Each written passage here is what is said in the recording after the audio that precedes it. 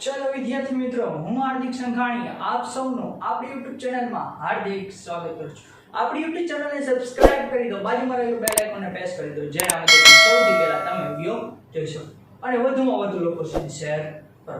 વિદ્યાર્થી મિત્રો, ધોરણ 10 માં વિજ્ઞાન વિશે અભ્યાસ કરતા હતા। પ્રકરણ નંબર 11 નામ હતું માનવ આંખ અને રંગબેરંગી દુનિયા। ઓ તો શરૂ કર્યું હતું માનવ આંખ એટલે શું।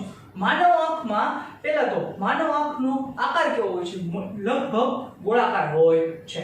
तेनो व्यास शुं होय, रंगबेरंगी दुनिया जोवा माटेनो थाय छे।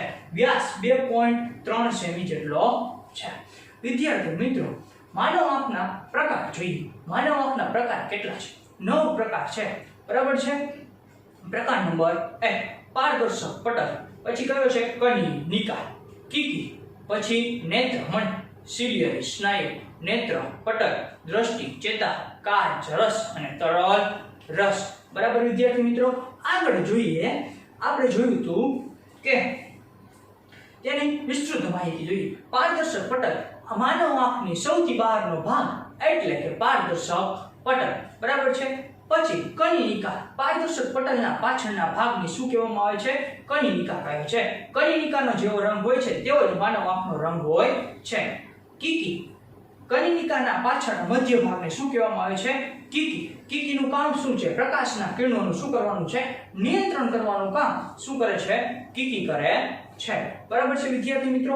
આગળ જોઈએ કે નેત્રમણિ, બહિર્ગોળ લેન્સ શું હોય? સૌથી જટિલ। ત્યાંથી પ્રકાશના કિરણો આવે એ શું હોય કે વાસ્તવિક અને ઉલટું પ્રતિબિંબ રચાય છે, બરાબર છે। નેત્રમણિ એટલે નેત્રમણિ પણ હવે સિલિયરી સ્નાયુ, નેત્રમણિને જકડી રાખવાનું કામ શું કરે છે? સિલિયરી સ્નાયુઓ કરે છે। વક્રતા વધે અને ઘટાડો પણ કરે છે। પછી નેત્ર પટલ શું હોય? નેત્રમણિમાંથી આવતા પ્રકાશના કિરણોનું વિદ્યુત કિરણોનું શું કેમાં રૂપાંતર કરે છે? પ્રકાશીય કિરણોનું વિદ્યુત સંદેશાઓમાં રૂપાંતર કરી દ્રષ્ટિ ચેતા દ્વારા મગજ સુધી પહોંચાડે છે।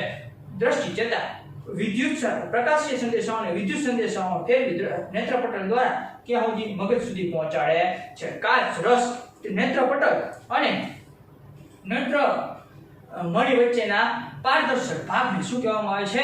કાચ રસ કહેવામાં આવે છે, બરાબર છે વિદ્યાર્થી મિત્રો। આગળ જોઈએ તરલ રસ। તરલ રસ એટલે શું? પારદર્શક પટલ અને નેત્રમણિ વચ્ચેના ભાગને શું કહેવામાં આવે છે? તરલ રસ કહેવામાં આવે છે, બરાબર છે વિદ્યાર્થી મિત્રો। આગળ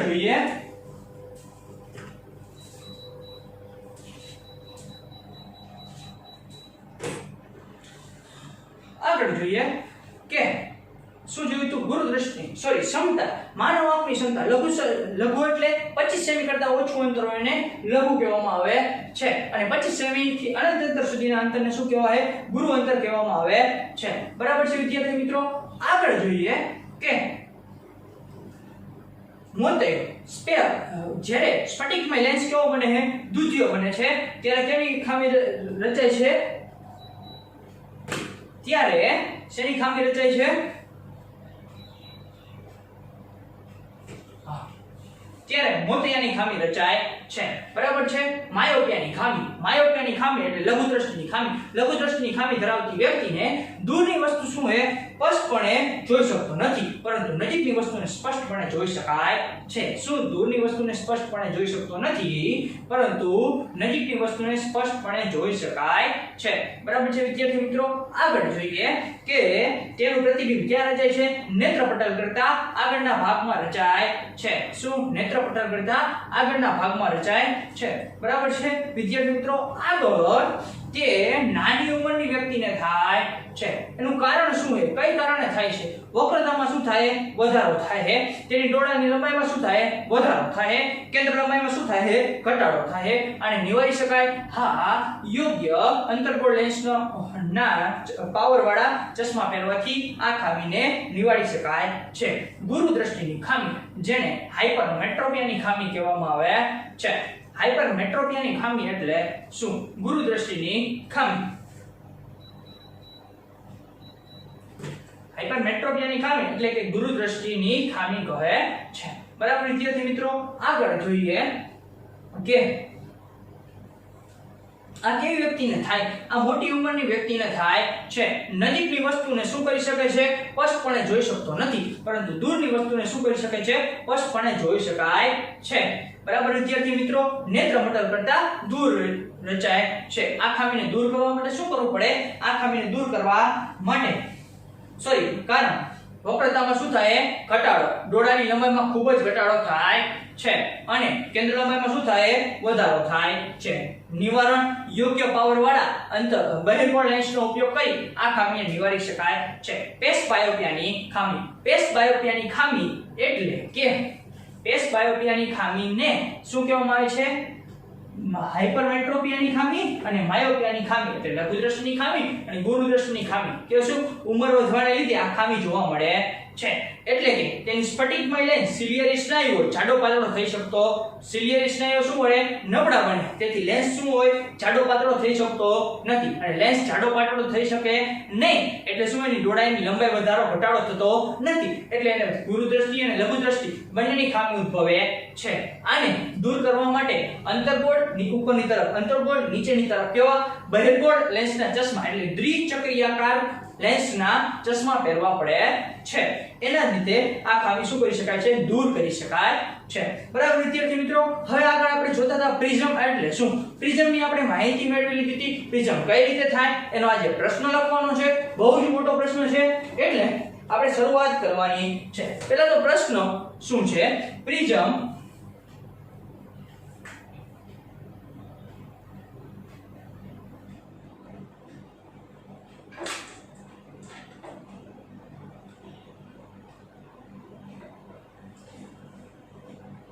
પ્રિઝમ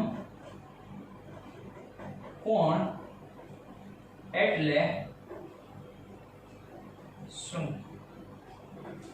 પ્રિઝમ કોણ એટલે શું? પ્રિઝમ કોણ એટલે શું? પછી ત્રિકોણીય શું? ત્રિકોણીય કાચના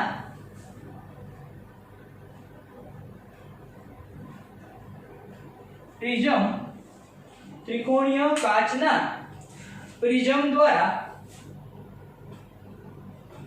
થતા ત્રિકોણીય કાચના પ્રિઝમ દ્વારા થતા પ્રકાશના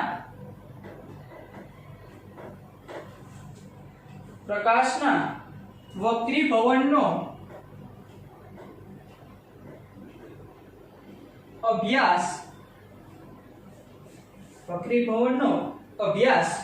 કરવો. બરાબર વિદ્યાર્થી મિત્રો, આનો અભ્યાસ કરવાનો છે. પ્રિઝમ કોણ એટલે શું? પ્રિઝમ દ્વારા શું કરવામાં આવે છે? જ્યારે પ્રિઝમના બે પાસ પાસેની બાજુઓ હોય એ બે પાસ પાસેની પાસ્ય બાજુઓને શું કહેવામાં આવે છે? આવી રીતે બે પાસ પાસેની હોય એટલે આ પ્રિઝમ છે. એટલે અહીંયાથી આ બે પાસ પાસેની બાજુઓથી જે ખૂણો રચાય એને શું કહેવામાં આવે છે? પ્રિઝમ કોણ કહેવામાં આવે છે. એટલે પ્રિઝમની બે પાસ પાસેની પાસ્ય બાજુઓ વચ્ચેના ખૂણાને પ્રિઝમ કોણ કહે છે. એટલે કે પ્રિઝમની બે પાસ પાસેની બાજુઓના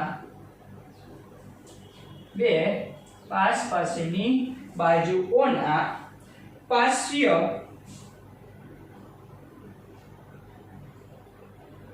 બાજુઓ વચ્ચેના ખૂણાને પ્રિઝમ કોણ કહે છે. બે પાસ પાસેની બાજુઓના પાસ્ય બાજુઓ વચ્ચેના ખૂણાને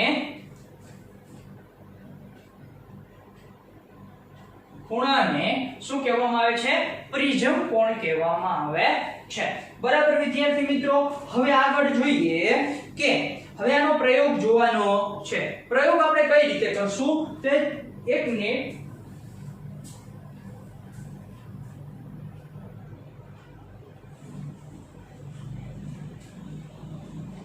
આનો પ્રયોગ કરવાનો છે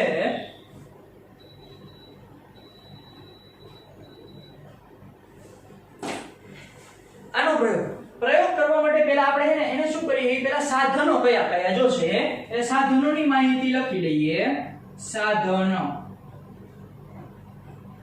કોઈ પણ વસ્તુનો પ્રયોગ કરવા માટે પહેલા સાધનની જરૂર પડે તો મેં તમને પ્રયોગ કર્યો તો ત્યારે જ મેં તમને કીધું હતું આ સાધનની જરૂર પડશે આટલા સાધનની જરૂર પડશે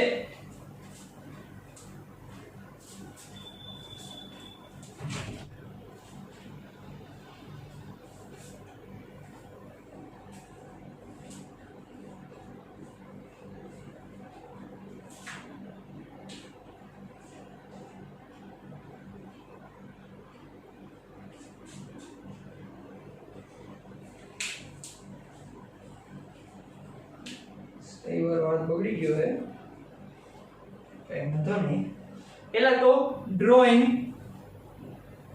શું જોશે ડ્રોઈંગ બોર્ડ બરાબર એ ચોખંડું પ્રકારનું આવે છે ડ્રોઈંગ બોર્ડ પછી સફેદ કાગળ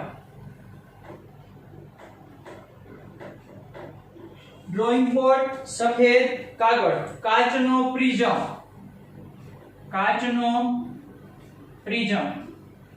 અને પેન પહેલા સૌપ્રથમ શું કરવાનું હોય આપણે માહિતી આપણે પહેલા હે ને આકૃતિ દોરી હવે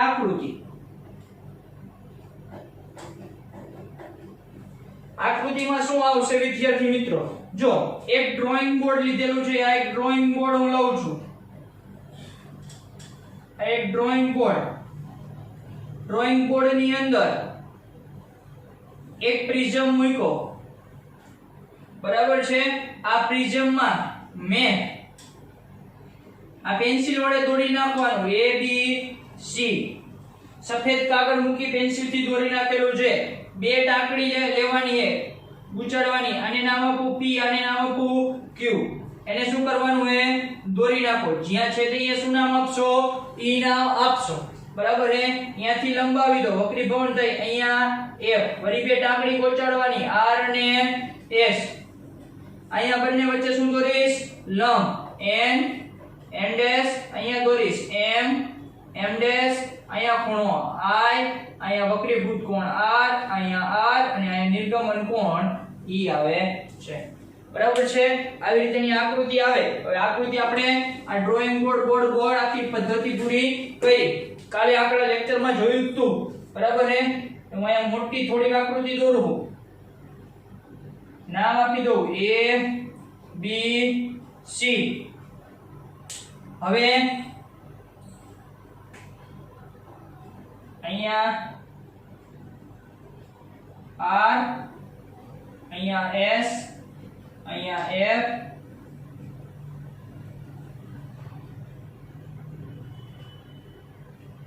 અહીંયા E અહીંયા P અહીંયા Q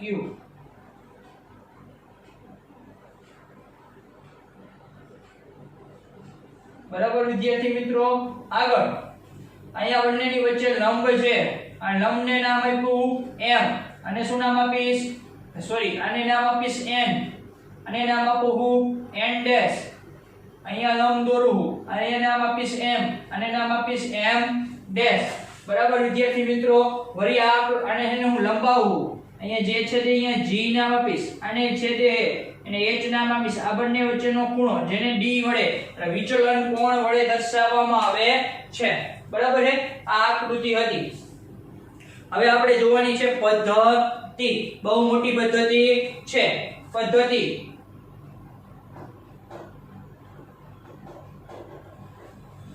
શું કરવાનું પહેલા તો સૌપ્રથમ શું કરીએ છીએ આપને તમને તો ખબર હોવી જોઈએ કે શું કર્યું તું મેં એટલે તમને યાદ તો હશે આપણે શું કર્યું તું પહેલા કાચના પ્રિઝમને એવી રીતે ગોઠવવામાં આવે શું કર્યું કાચનો પ્રિઝમ એવી રીતે ગોઠવવામાં આવે કે જેવી શું કરવામાં હે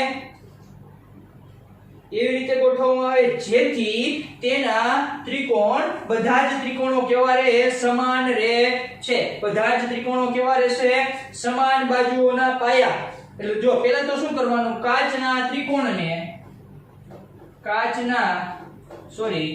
પ્રિઝમને એવી રીતે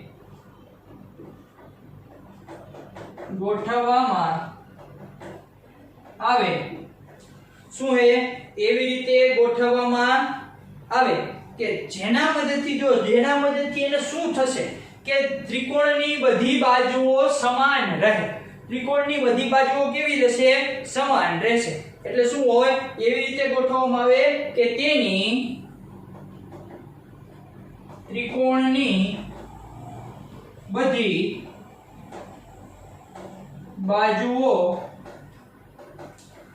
બાજુઓ કેવી રહેવી જોઈએ બધી બાજુઓના પાયાઓ શું કરશે બધી બાજુઓ પાયાઓ બને એના પાયા હોય ને નીચેનું તળિયું એટલે તળિયું કેવું રહેવું જોઈએ બધી કોળા સમાન રહેવું જોઈએ એટલે શું હોય બને એટલે પાયા હે આ પાયો હે ઈ બને હે તેને શું કરશો પેન્સિલ વડે દોરી નાખો એના પાયાને પેન્સિલ વડે કિનારી દોરો અથવા તો શું કરવાની હે પેન્સિલ વડે દોરી નાખો આપણે જે રીત હોય પેન્સિલ વડે તેની કિનારીઓ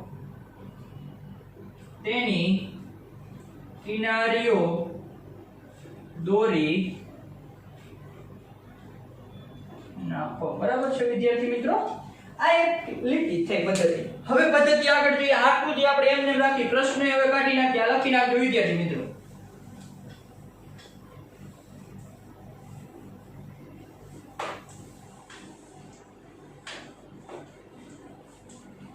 બરાબર છે હવે આગળ અંકિત કરી નાખી એની કિનારીઓ દોરી નાખેલી છે હવે શું કરશું આપને ખબર હતી હવે ટાંકડીની મદદથી આપણે કામ કરવું પછી જો કિનારીઓ દોરી નાખી હવે દોરેલી કિનારીઓને નામ આપ્યું એબીસી તો દોરેલી કિનારીઓને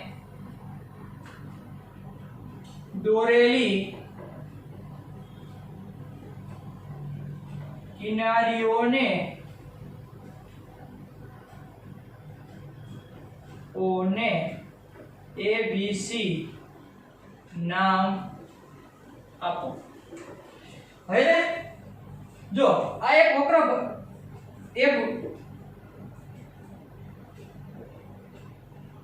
સપાટી છે શું હે આ વક્રાકાર સપાટી છે હવે પ્રકાશનું કિરણ શું કરવાનું અહીંથી આપાત કરવાનું છે એટલે અહીંથી શું થશે એનું વક્રીભવન પામશે હવે એનું વક્રીભવન પામે બરાબર છે વિદ્યાર્થી મિત્રો તો પહેલા આપણે શું કરીએ બે ટાંકડી ઉચાડીએ P અને Q આ પ્રયોગ હે ને 12 સાયન્સમાં આવે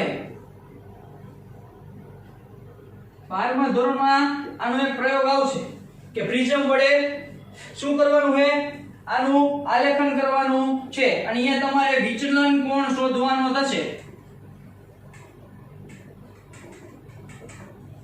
શું કરશો તમે અહીંયા વિચલન કોણ શોધશો હવે એની બે વક્રાકાર સપાટી લીધી હવે સપાટી કઈ છે AB એટલે એક વક્રીભવન સપાટી AB પર શું કરશો એક કિરણ દોરો P અને E P અને A એક કિરણ શું કરવાનું છે અહીંયા દોરવાનું છે દોર્યું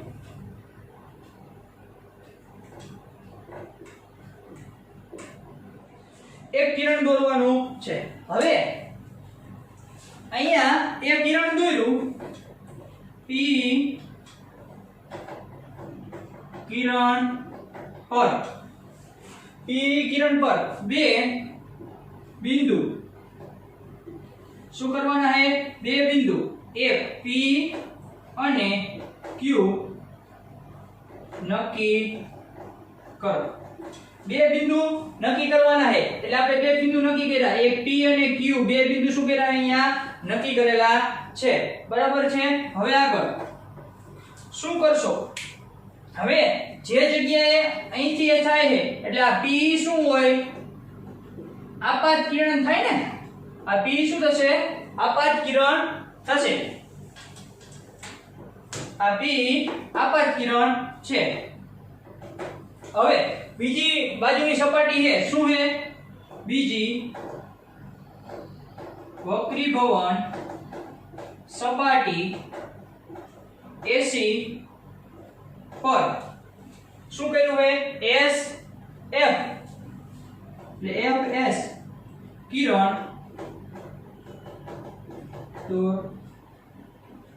U કિરણ દોર્યું હવે શું કરવાનું તેના બે પછી બે બિંદુ જો આ બે બિંદુ નક્કી કરવાના પણ કઈ રીતે આની સીધમાં રહે આની સીધમાં શું હોય R હોય આની સીધમાં શું હોય S હોય એ સીધમાં રહે એ જ રીતે આપણે મૂકવાનું છે એટલે P FS કિરણ પર P અને Q ના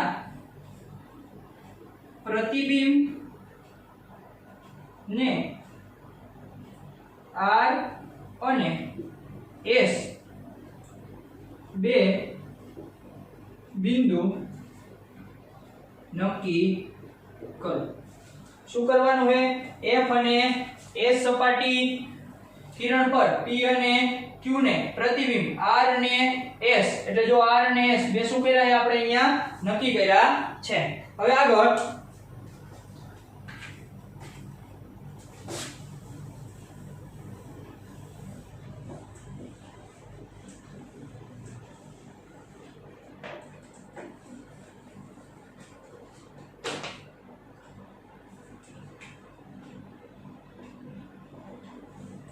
હવે એવી સપાટી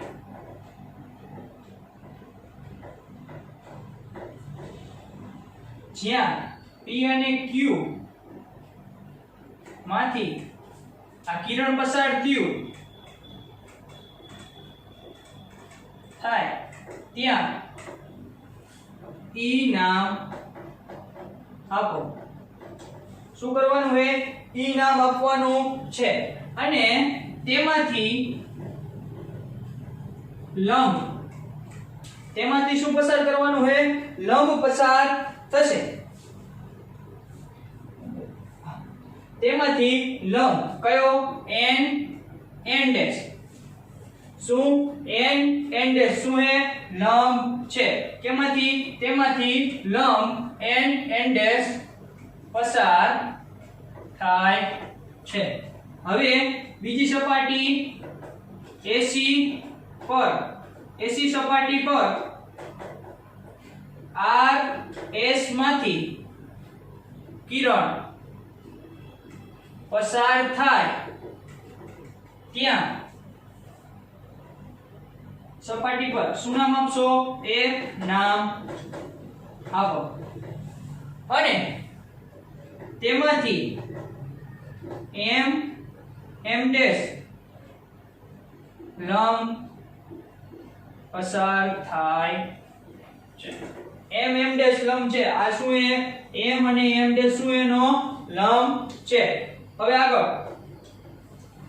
બરાબર અહીંયા આપણી પદ્ધતિ શું થઈ જાય પૂરી થઈ જાય જો કેટલી પહેલા શું હતું કે સૌપ્રથમ એક શું લીધું છે એક કાર્ડિશ લીધી છે એને શું છે પ્રિઝમ કઈ રીતે રહે પ્રિઝમ આવી રીતે રહે એને શું હોય પેન્સિલ વડે શું કરી નાખ્યું આપણે દોરી નાખ્યું પછી એને નામ આપ્યું શું નામ આપ્યું A અને B પછી અંકિત કરી લીધું પછી શું કહ્યું છે સપાટી કઈ છે AC ઉપર અહીંયા ક્યાં છે એક કિરણ દોર્યું શું છે P E અહીંયા એક કિરણ દોર્યું છે શું દોર્યું છે P F આને જોડી દેવાનું છે આના ઉપર બે એને ટાંકી લીધો અને અહીંયા નક્કી કર્યા કયા નામ કર્યા છે P અને બે Q એક બિંદુ શું કર્યા છે નિશ્ચિત કર્યા આ કિરણ ઉપર R અને S બે શું કર્યા છે નિશ્ચિત કરેલા છે પછી આ બંનેમાંથી પસાર થતી રેખાને શું અહીંયા છેદે અહીંયા E અહીંથી છેદે એને નામ શું આપ્યું છે F એમાંથી શું કરવાનું છે લંબ પસાર કરવાનો અહીંયા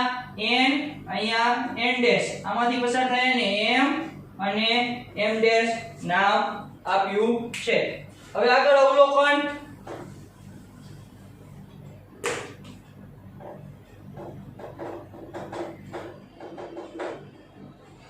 અવલોકન શું છે? જો અહીંથી આ સપાટીએ કોઈ પણ સપાટી ઉપર આપાત થાય ને શું કહેવાય? આપાત કિરણ એટલે પી ઈ શું છે? આપાત કિરણ છે. પી શું છે? આ રહ્યું અહીંથી આટલું અંતર આપાત કિરણ. પછી ઈ એફ અહીંથી આનું શું થયું છે? વક્રીભવન પામ્યું એટલે વક્રીભૂત કિરણ.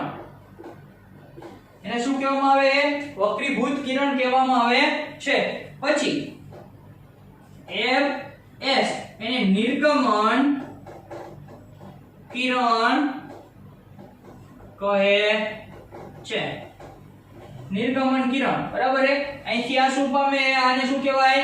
નિર્ગમન કિરણ. અહીંથી આ વક્રીભવન આપાત કિરણ, અહીંથી આ વક્રીભૂત કિરણ અને આ શું છે? નિર્ગમન કિરણ છે. હવે આગળ અહીંયા એક ખૂણો બનાવ્યો છે કેની?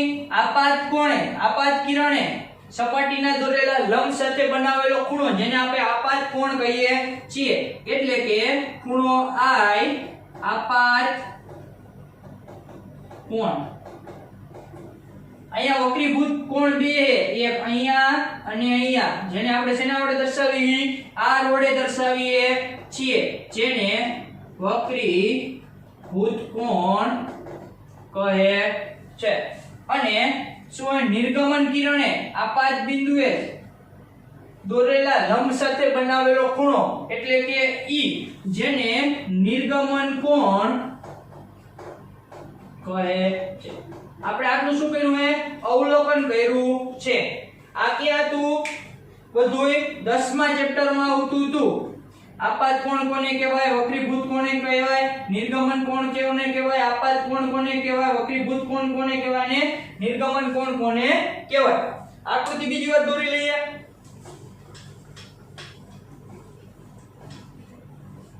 બરાબર છે. અવલોકન અહીંયા પૂરું થયું.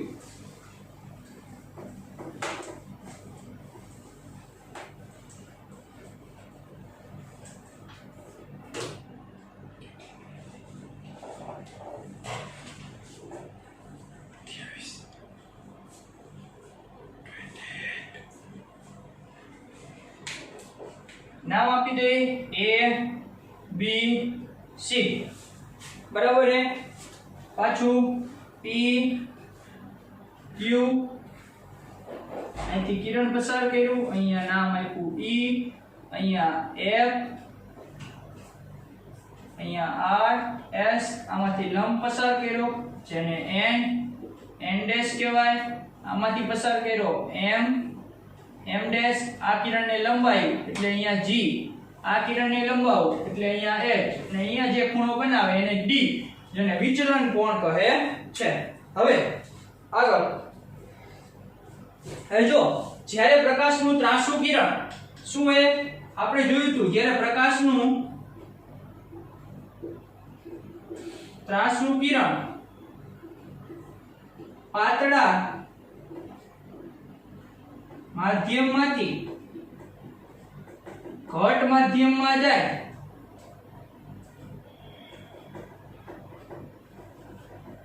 ત્યારે આ માધ્યમ કેવું છે? હવાનું માધ્યમ છે. આ કેવું માધ્યમ છે? કાચનું માધ્યમ છે. આ પાછું કેવું માધ્યમ છે? હવાનું માધ્યમ છે. હવે જો હવાના માધ્યમમાંથી જ્યારે પ્રકાશનું કિરણ આવે અને શું થાય? આ કાચના માધ્યમમાં જાય. હવે આ લંબ છે, જો આ લંબથી આમ જતું હોય તો દૂર જાય, આ લંબ તરફ વાંકું વળે છે. એટલે જો પાતળા માધ્યમમાંથી જ્યારે ઘટ માધ્યમમાં જાય ત્યારે લંબ તરફ વાંકું વળે છે. શું? જ્યારે પ્રકાશનું ત્રાંસુ કિરણ પાતળા માધ્યમમાંથી ઘટ માધ્યમમાં જાય ત્યારે લંબ તરફ વાંકું વળે છે. એટલે પ્રથમ સપાટી કેવી છે? જો અહીંયા પ્રકાશનું કિરણ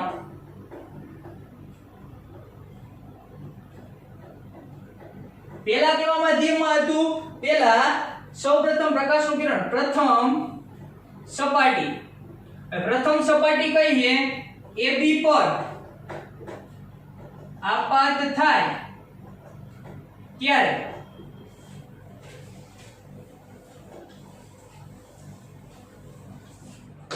શું હે? AB પર આપાત થાય ત્યારે તે હવાના માધ્યમમાંથી કયા માધ્યમમાં પ્રવેશે છે? કાચના માધ્યમમાં, કાચના માધ્યમમાં જાય ત્યારે તે લંબ તરફ વાંકું વળે છે. આ લંબ તરફ શું કર્યું છે? વાંકું વળ્યું છે. હવે પ્રકાશનું કિરણ બીજી સપાટી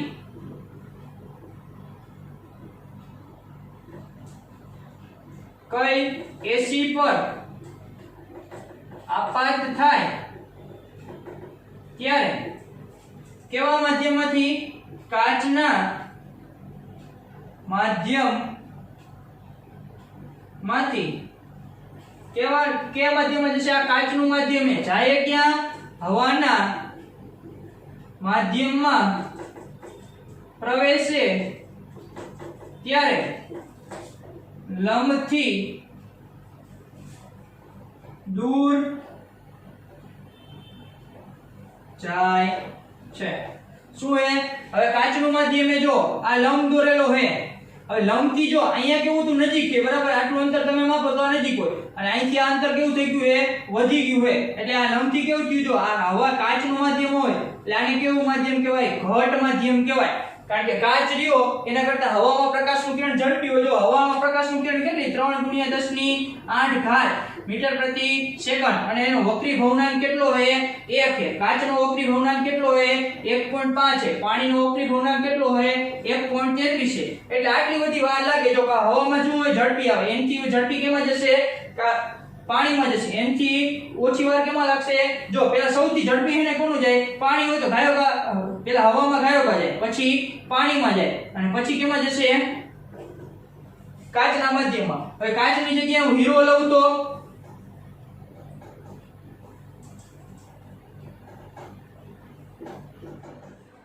હીરાનો વક્રી ભવનાંક 2.43 છે. હવે હીરામાં શું વાર લાગે? ઇથિલિન પ્રકાશના કિરણને શું હોતી હોય? વધારે વાર લાગતી હશે.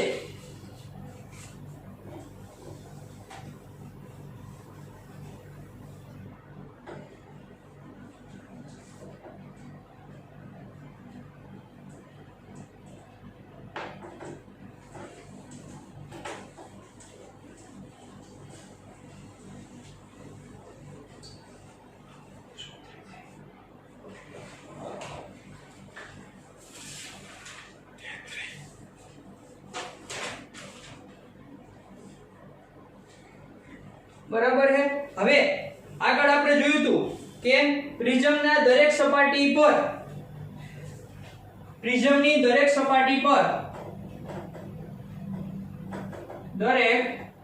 સપાટી પર આપાત કોણ અને વક્રીભૂત કોણ સમાન હોય છે. એટલે કે I શું થાય? R બને છે. એટલે કયા પ્રકારનો નિયમ લાગુ પડ્યો? પરાવર્તન નો નિયમ. પરાવર્તનનો નિયમ શું કહેતો તો? આપાત કોણ અને પરાવર્તન કોણ કેવા હોય? સમાન હોય છે. એટલે કે પ્રિઝમમાં પણ શું થાય? અહીંયા પ્રકાશનું પરાવર્તન થાય, અથડાઈને મોટા ભાગના કિરણો પસાર થતા હોય, એટલે અહીંયા આપાત કોણ અને પરાવર્તન કોણ કેવા હોય? સમાન. પણ પ્રિઝમની દરેક સપાટી પર, એટલે પ્રિઝમ હોય ત્યાં જ આવું થાય, બીજે કઈ જગ્યાએ થતું નથી. બરાબર છે? અને કઈ જગ્યાએ થાય? જ્યાં પરાવર્તન થતું હોય ત્યાં પરાવર્તનનો નિયમ લાગુ પડે. બરાબર? અહીંયા પરાવર્તન થતું નથી એટલે અહીંયા પરાવર્તનનો નિયમ નહીં લાગુ પડે, પણ પ્રિઝમ માટે આ શું કરે? લાગુ પડે છે. હવે સપાટી શું કરવાનું છે? P કિરણને લંબાવો. P કિરણને શું કરવાનું છે? લંબાવો. અને S કિરણને લંબાવો, અને જ્યાં છેદે ત્યાં ખૂણો D, જ્યાં છેદે તેને વિચલન કોણ કહે છે અને વિચલન કોણને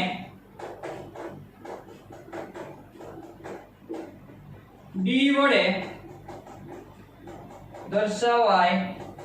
જો આ કિરણને મેં લંબાયું છે, આ કિરણને લંબાયું જે આયા જગ્યાએ છેદ્યું છે, અહીંયા નામ શું આપ્યું છે d, અને d નામ આપ્યું છે એને શું કીધું છે વિચલન કોણ કીધેલું છે। આ જગ્યાએ જે છેદે એને શું કીધું છે વિચલન કોણ કીધેલું છે।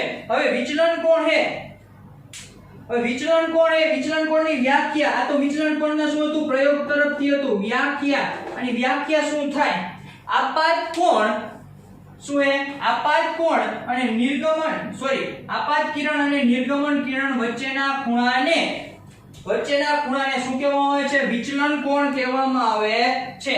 આપાત કિરણ અથવા તો આપાત કોણ અને નિર્ગમન કોણ વચ્ચે કહો તો પણ ચાલશે। આપાત કિરણ અને નિર્ગમન કિરણ વચ્ચેના ખૂણાને વિચલન કોણ કહે છે। શું આપાત કિરણ અને નિર્ગમન કિરણ વચ્ચેના ખૂણાને આગળ લખવાનું છે પ્રિઝમના આપાત કિરણ અને નિર્ગમન કિરણ વચ્ચેના ખૂણાને શું કહેવામાં આવે છે વિચલન કોણ કહેવામાં આવે। એટલે બે જે જગ્યાએ છેદે છે ઈ બે વચ્ચેનો ખૂણો છે એને શું કહેવાય વિચલન કોણ કહેવામાં આવે છે। હવે આગળ એક જ વસ્તુ થોડીક બાકી રહી છે,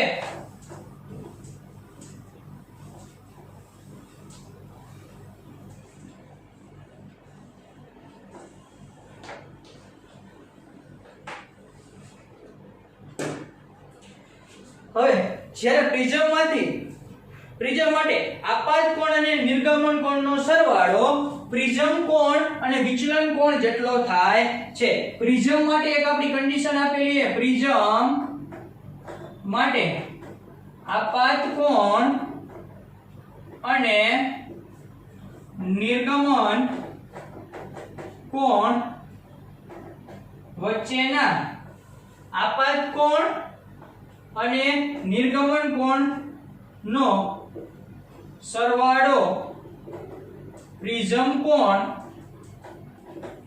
અને વિચલન કોણના સરવાળા જેટલો છે। આપાત કોણને I વડે દર્શાવાય, નિર્ગમન કોણને E વડે દર્શાવાય, પ્રિઝમ કોણ ગમે તે લઈ લો A અને વિચલન કોણને D વડે દર્શાવાય। આ પ્રિઝમ કોણ કેટલા હોય A, D અને C, આ બધાય શું છે પ્રિઝમ કોણ છે। આને પ્રિઝમ કોણ કહેવાય, આને પ્રિઝમ કોણ કહેવાય અને આને પણ શું કહેવાય પ્રિઝમ કોણ કહેવામાં આવે છે। એટલે કે એક પ્રિઝમમાં આપણે જે દેખાય એવા કેટલા હોય 3 ખૂણાઓ હોય, અને 3 દેખાય એક જ બાજુ આપણે પ્રયોગ કરતા હોય ત્યારે આપણે 3 જ જોઈએ કે આપણે દોરેલા હોય એવા। એટલે શું છે કે આપને જો તમને અહીં આપેલો હોય આપાત કોણ આપેલો હોય, નિર્ગમન કોણ આપેલો હોય અને વિચલન કોણ આપેલો હોય, એના ઉપરથી તમને શું મળી જાય પ્રિઝમ કોણ મળી જશે। અને બધાય પ્રિઝમ કોણના માપ કેવા હોય સમાન હોય છે, કારણ કે પ્રિઝમ કેવો હોય સમબાજુ